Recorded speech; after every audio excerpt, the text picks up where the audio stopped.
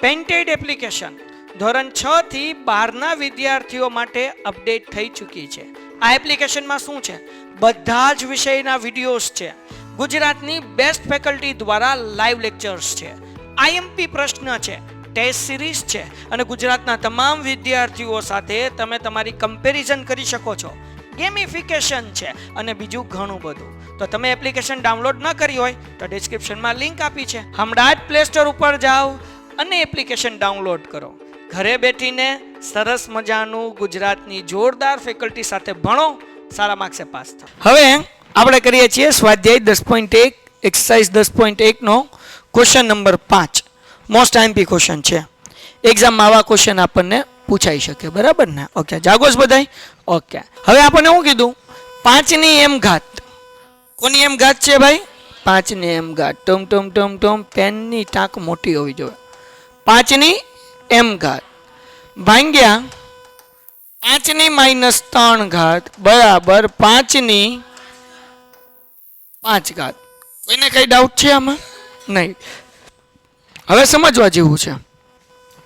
આપણને આ m ગોતવો છે. આપણને એમ કીધું તો m નું મૂલ્ય શોધો અથવા m શોધો, m ની કિંમત શોધો. તો આ તો ભાગાકારમાં છે ને. આ 5 ની -3 ઘાત છે, 5 ની -3 પાવર, એ કેમાં છે? ડિવિઝનમાં છે, ભાગાકારમાં છે. આ બાજુ આવે એટલે એ શું થઈ જાય? ગુણાકાર થાય. ભાગાકાર છે, આ બાજુ આવે તો શું થાય? ગુણાકાર, મલ્ટીપ્લિકેશન થાય, બરાબર? સરવાળો હોય તો બાદબાકી થાય, બાદબાકી હોય તો સરવાળો થાય, ગુણાકાર હોય તો અને ભાગાકાર હોય તો ગુણાકાર. આ ભાગાકાર છે, આ બાજુ આવે તો ગુણાકાર. તો અહીંયા 5 ની m ઘાત બરાબર 5 ની 5 ઘાત ગુણ્યા 5 ની -3 ઘાત. એટલે કે આ ભાગાકાર હતું, આ બાજુ લઈ આવ્યું એટલે ગુણાકાર થયો. હવે તમને ખબર છે 5 ની m ઘાત બરાબર અહીંયા જે છે એ ગુણાકાર છે. ગુણાકાર હોય તો ઘાતનો શું થાય? સરવાળો. ગઈકાલ તું આવી હતી? નહીં. હા, એટલે યાદ રાખજે, ગુણાકાર હોય તો ઘાતનો સરવાળો, ભાગાકાર હોય તો ઘાતની બાદબાકી. તો ગુણાકાર હોય તો શું થાય? ઘાતનો સરવાળો. તો અહીંયા ધ્યાન રાખજો, 5 ની 1 ઘાત એમનેમ, 5 એમનેમ, અહીંયા 5 એમનેમ, ગુણાકાર છે એટલે સરવાળો, અને અહીંયા થઈ જશે -3. કોઈને કઈ ડાઉટ છે? હાલો આગળ વ્યા જઈએ. 5 ની m ઘાત એમનેમ, 5 એમનેમ, અહીંયા જે છે 5 એમનેમ વધ્યો છે એટલે 5 -3. એટલે વધ્યા કેટલા? 5 ની m ઘાત બરાબર 5 માંથી 3 જાય એટલે કેટલા વધે? 2. 5 5 ઉડી ગયા, તેથી m બરાબર કેટલા? 2. 5 5 ઉડ્યા, ઘાત m છે, અહીંયા ઘાત 2 છે એટલે m બરાબર 2 કહેવાય. કોઈને કઈ ડાઉટ છે? એના પછીનો સવાલ આપણને શું કીધું ભાઈ? છગડીયા કાઉન્સમાં. એટલે ઓલો કે છગડીયો કાઉન્સ એટલે હું? તો કે મોટો કાઉન્સ. છગડીયો કાઉન્સ એટલે હું? હા, એમાં નાનું કાઉન્સ આપ્યું 1/3, એની આપી -1 ઘાત, -1/4 એની આપી -1 ઘાત, અને કાઉન્સની બહાર -1. જગતની માલી પર બેઠેલા લોકો જરાક ધ્યાન રાખજો, મને આવડતું નથી. હાલો, છગડીયો કાઉન્સ એમને. આ ઘાત કેવી છે? 1 ઘાત. પણ કેવી? પ્લસ કે માઇનસ? તો આ ઘાત માઇનસ છે, મારે એને શું કરવું છે? પ્લસ કરવી છે. તો માઇનસ ને મારે ઘાત પ્લસ કરવી છે એટલે 1/3 છે, એને મારે વ્યસ્ત કરી નાખવા પડશે. ઇંગ્લિશમાં એને રેસિપ્રોકલ કહેવાય. એટલે શું કરી નાખવાનું? 3/1. હવે ઘાત જે છે એ પ્લસ થઈ ગઈ.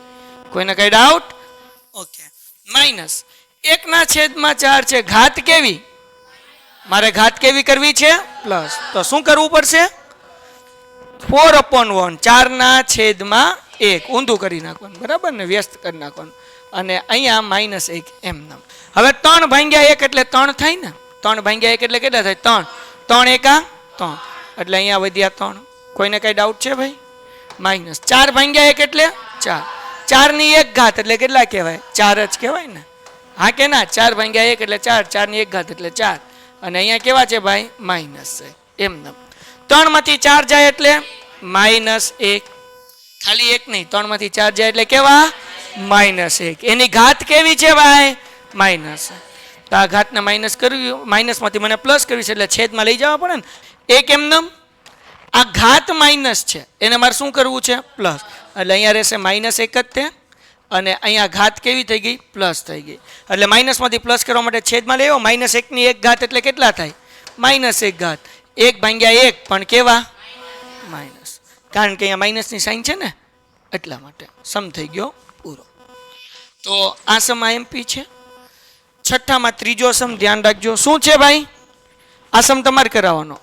5/8 એની -7 ગુણ્યા 8/5 એની -4.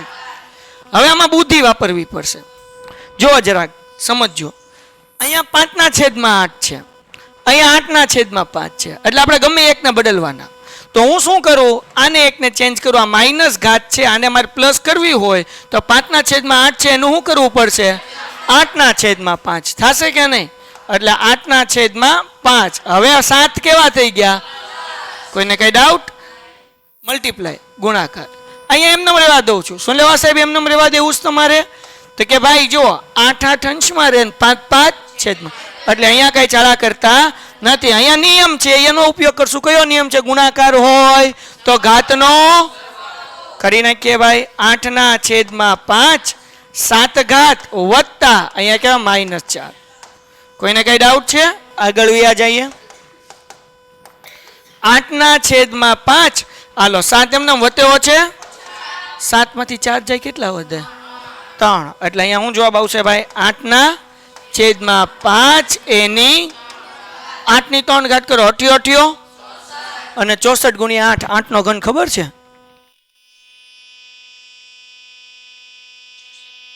હા, 8 ગુણ્યા 8 કરવાનું છે. 88 64 અને 64 ગુણ્યા 8.